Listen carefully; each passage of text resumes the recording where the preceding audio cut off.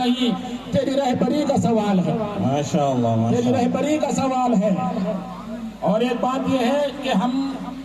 ہماری قوم قرآن میں جس کو خیر امت کا لقب ملا اور ساری فضیلت کی چیزیں ہمیں ملی، سب سے بہترین امت ہمیں کہا گیا،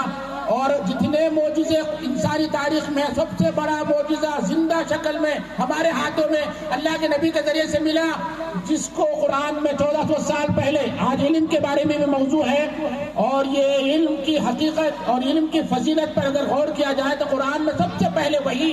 570 سال درمیان میں فاصلہ ہوا، آسمان کا زمین سے رشتہ ٹوٹا، وہی کا ذریعہ شروع ہوا، وہی کا معاملہ شروع ہوا، 570 سال بعد حدیث علیہ السلام کے بعد پہلی وہی آ رہی ہے اور لفظ اقرا کے ذریعے شروع ہو رہا ہے معاملہ۔ لیکن ہمارا معاملہ ایسا ہے کہ اس وقت تو سروے ہے اس وقت کا جو ہندوستان کا پوری دنیا کا، تو سب سے زیادہ پیچھے تعلیم میں ہم لوگ ہیں، حالانکہ سائنس ہمارے ذریعے سے شروع ہوئی، اور تاریخ میں جتنے اچھے اچھے سائنسداں ہیں اور جتنی ہمارے سامنے یہ جو نظر آ رہی ہے ٹیکنالوجی سب تو مسلمانوں کی بنائی ہوئی ہے، لیکن ہمیں خود پتہ نہیں ہے۔ افسوس اس بات کا ہے کہ اس گھر کو آگ لگ گئی گھر کے چراغ سے، اس گھر کو آگ لگ گئی گھر کے چراغ سے۔ ہم کیا قوم تھے، ہمارا کیا مقام تھا دنیا میں، ہے تو عبداللہ رضی اللہ تعالیٰ، فتوحات کا زمانہ ہے، اسلامی فتوحات کا دور ہے،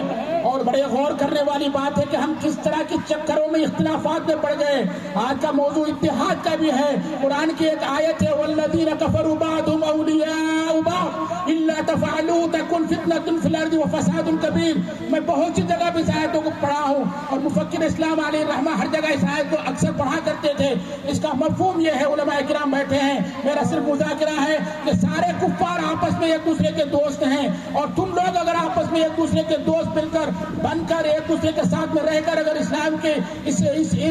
کلمے کو بلند کرنے کے لیے، اسلام کی سربلندی